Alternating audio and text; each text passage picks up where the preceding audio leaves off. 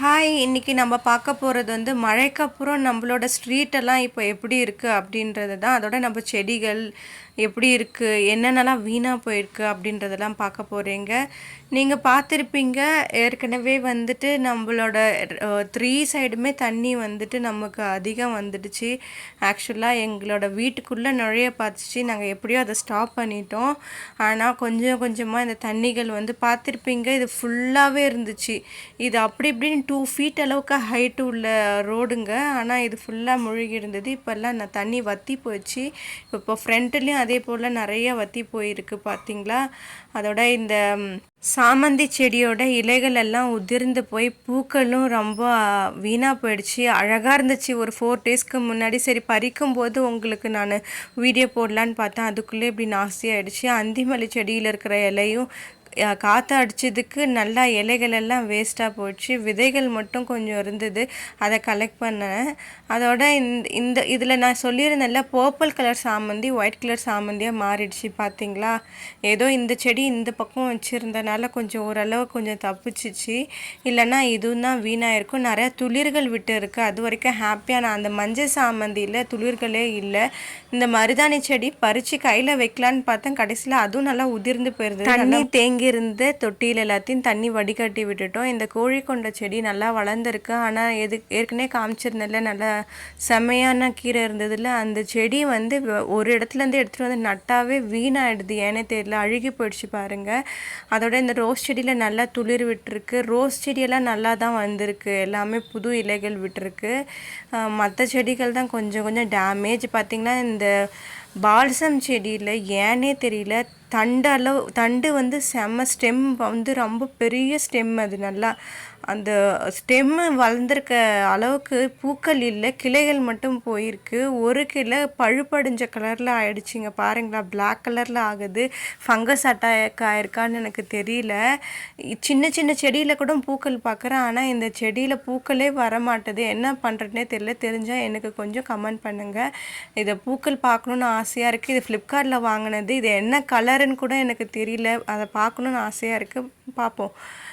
எல்லாத்துலேயுமே விதை விட்டுருந்தது. இந்த செடிகள் எல்லாத்துலேயுமே பர்பிள் அண்ட் ஒயிட்டில் எல்லாமே சீடு வந்திருந்தது. அதோட இந்த ஸ்வீட் வில்லம் பிளான்ட்டு எவ்வளோ டார்க் பர்பிளில் இருந்தது. இது கலர் எப்படி மாறி இருக்கு பாருங்களேன். அதை சுற்றி உள்ள பெட்டல்ஸ் எல்லாம் கலர் சேஞ்ச் ஆகி லைட் பிங்க் கலரில் இருக்குது பாருங்கள். தப்பாக எடுத்துக்காதீங்க, கிளாத்தெல்லாம் ஈரமாக இருக்குது, அதனால் காய போட்டிருக்கோம் மழைக்கு அதுக்குமா. இன்றைக்கி நம்ம என்ன சமையல் செய்கிறோம் அப்படின்னா, திடீர்னு ஒரு பருப்பு சாதம் சாப்பிடணும் போல் இருந்தது. அதனால் ஒரு 3/4 டம்ளர் அரிசி, 2 ஸ்பூன் பாசி பருப்பு, ஒரு 1/4 டம்ளர் அளவுக்கு துவரம் பருப்பு, 3 பூண்டு முழுசாகவே அதில் வாஷ் பண்ணி போட்டுக்கிட்டாச்சு குக்கரில்.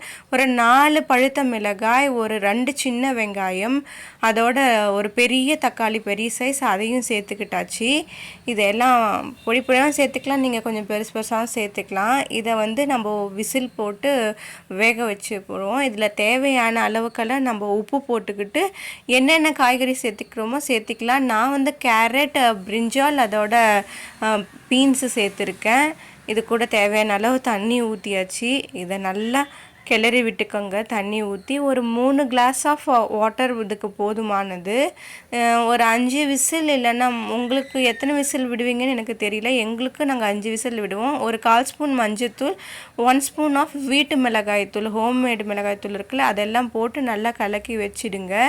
இதில் கொத்தமல்லி போடணும். எங்ககிட்ட கொத்தமல்லி இல்லை அர்ஜென்ட்டுக்கு. மழை காலமாக இருக்கா, வெளியிலையும் போக முடியாது. குக்கரை மூடி ஒரு 5 விசில் விட்டு எடுத்தோம். பார்த்திங்கன்னா நல்லா குழையாக இருந்துச்சு, சூப்பராக இருந்தது பார்க்கவே. இப்போ தாளிப்பு ரெடி பண்ணிக்கலாம். ஹைலைட்டே இது தாங்க. ஒரு 2 ஸ்பூன் ஆஃப் ஆயில் சேர்த்திக்கிட்டு இதுக்கு கடுகு போட்டுக்கோங்க. பெருங்காயம் இருந்துச்சுன்னா பெருங்காயம் போட்டுக்கோங்க. 1 ஸ்பூன் ஆஃப் கீ இது கூட சேர்த்திக்கோங்க.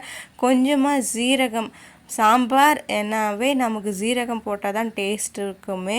அதோட பொடி பொடியாக ஒரு 4 பூண்டு இருந்துச்சு, அதையும் சாப் பண்ணி இது கூட சேர்த்து நல்லா ஒரு அரோமா வரும், அது வரைக்கும் நல்லா வதக்கிக்கோங்க. அதுக்கப்புறம் ஒரு 1/4 வெங்காயம், அதையும் நல்லா வதக்கிக்கோங்க.